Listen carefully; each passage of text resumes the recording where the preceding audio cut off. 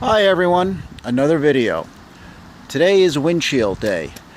The windshield I replaced a few months ago. The reason being is the old seal was cracked. I completely repainted and stripped the car, and it had to go. So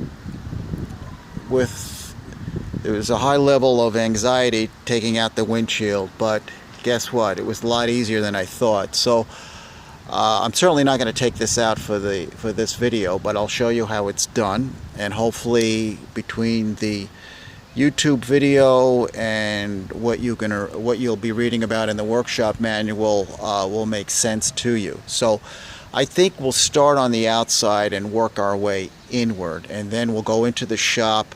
I'll show you the old seal and show you the technique that I used, which worked out obviously pretty good. One thing you want to do first is remove your wiper arms, and you want to remove this. This is a retainer plate. This is basically used to hold down this bottom section of the trim. Okay? I would highly suggest using a heavy blanket, an old comforter, a moving blanket, anything of that nature and weight, because it gives you the padding and it doesn't slide off the car. Highly recommended. Now let's go, actually one more thing on the outside. Most of you want to know how you would tackle a repaint with seals in place. Here's an old trick for you. You see this? You have a little bit of wiggle room here. In other words, take a 3/16 or so, sometimes you can get a 1/4 in here, inch braided twine, and tuck it under the seal. And this essentially raises the seal off your finish and allows you to bring your tape up and back over. One thing I might point out though, when you go to paint the car, pull it all out, install new string or twine, whatever you want to call it, because the old stuff is going to hold a lot of dirt. You want to get rid of that. Alright, let's go inside the car and show you what's involved. Alright, so the outside was fairly easy, just a few steps. Oh, here we go. Constantly leaving myself notes here. Alright. This, like I said, this is a Wraith. So the Wraith is going to have 3 different sections of the top roll. You have your main section right here, and it ends right here. You have a middle section called the defroster vent section, which is right here. And then you have the third section, which is basically a bolt-in channel that runs around the base of the windshield. Okay? And this channel holds the defroster panel in place. The defroster panel slides forward into the channel, and this obviously goes on last. Keep in mind, there's a sensor here. This is for the upper, this is for obviously your HVAC. 2 connections on this. In order to get the top roll off, dash comes off. It's only a few screws on this car. This comes down, you'll find hardware underneath the wood. A-pillars come off. There's only a couple of Phillips head screws here. This comes off. However, before the A-pillars come off, you have to take off your sun visors. You got 3 screws here on each one. You have another 2 screws for your retaining clip. Okay, so you have both sides to do there. You then have to remove the mirror. You have to remove the actual mirror from the stem, and there's a screw right in here, a Phillips. All right, there we go. Mirror comes off. Next thing you want to do is remove your top interior bow, this finished piece right here. For the most part, it's held in here with another 2 screws, okay? And it's actually clipped. All right, once the screws are removed, all the screws are removed, you might find a retaining clip on each side. There's been variations of this, but just pull it down gently and it'll come. So remove all this stuff, A-pillar, trim. Now you're free and clear on the inside. The way I took my old windshield out is basically I took a utility blade, utility knife, and cut the actual inside of the seal. Try to find a utility knife with, the longer blade. Again, use a fresh blade in there.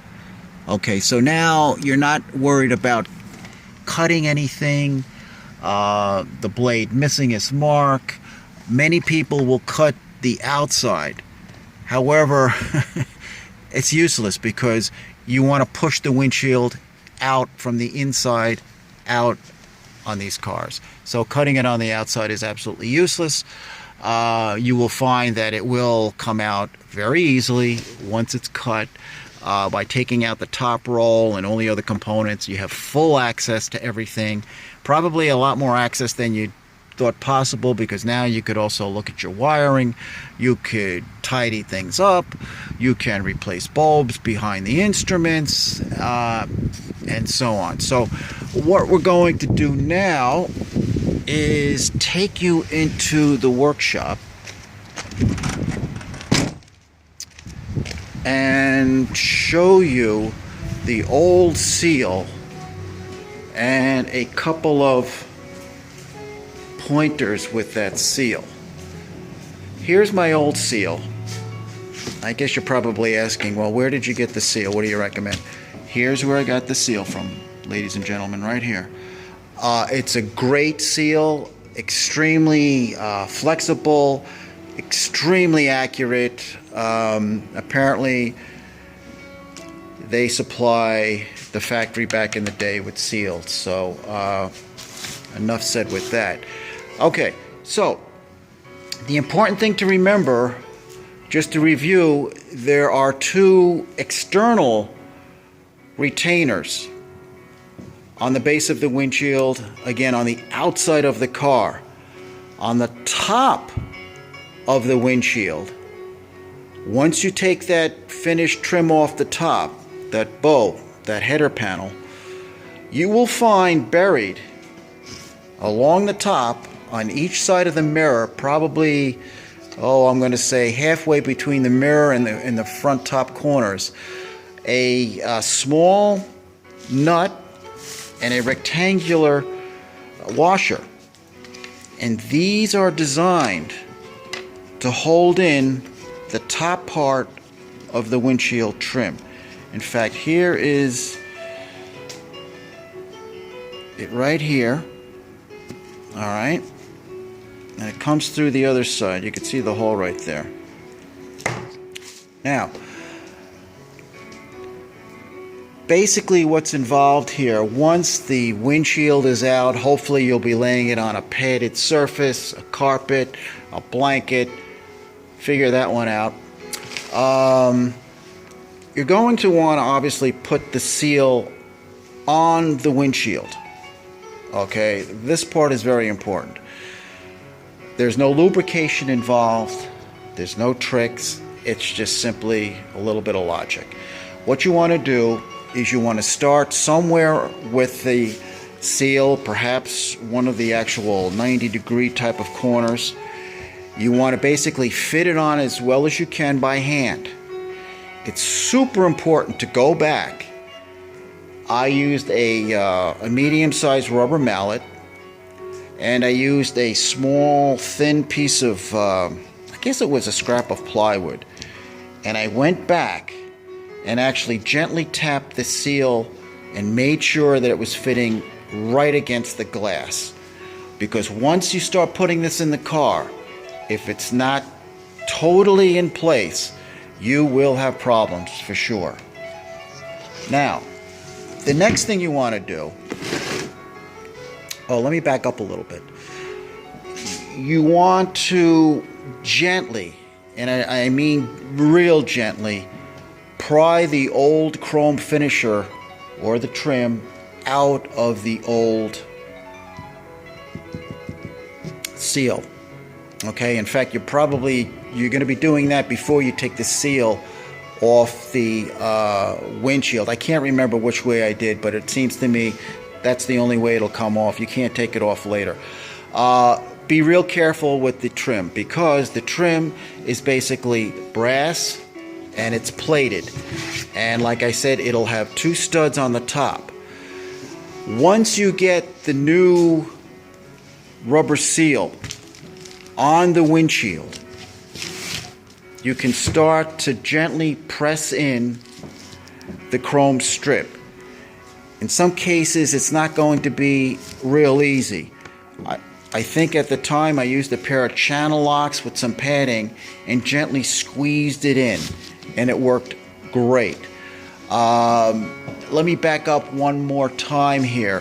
One of the biggest mistakes that's made, and you can sometimes see this on cars, is if the trim is distorted because it was taken off with a little bit too much force, and being as thin as it is and as soft as it is, it will not seat properly in the seal. In fact, sometimes it has a tendency of popping out in the lower corners. This is pretty obvious. They tell you in the workshop manual, in fact, even before you attempt to put the new seal on, to lay the trim against the windshield to make sure that it follows the same exact contour as the windshield. You're always better with a little bit more contour than less, because you don't want that thing popping out. There's just simply no way for it to stick back in the seal once you get it in place. I have found that it takes essentially 3 people to put the windshield in. Okay, 2, perhaps 3, you're better off. 1 inside and 2 on the outside.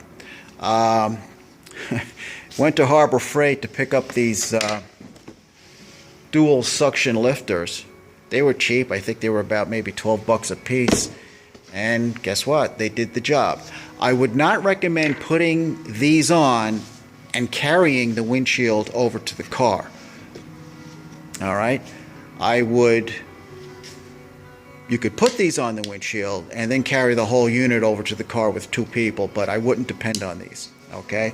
These, basically what I used these for is to put pressure on the windshield, try to move it over a scotch to the left, to the right, to get that final fit with the seal once you get to that point. Okay, now here's where all the magic is. Once the seal and the trim is on the windshield, now you have to take cord. Okay, I find something strong, such as a nylon or a Dacron blend like this. This is in fact 1/8 of an inch. This gets tucked inside the channel of the seal. And what you want to do is start on the bottom. This is actually the top, but you want to start on the bottom, and you want to leave out at least a foot out of the seal. And you want to embed the cording all the way around to the top, the center of the top.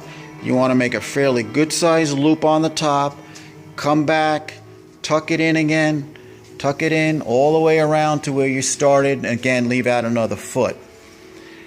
So the idea is to get the windshield inserted into the channel of the car on the bottom. You want to get that seated right inside the channel, the lower part by the cowl for starters. You then want to make sure that it's properly centered within the windshield opening. This is the only time you'll be able to do this. So that's why the suction cups are handy, because it allows you to really get on that thing and move it left to right. Sometimes 1/8 of an inch is going to make all the difference in the world. It's a very tight fit.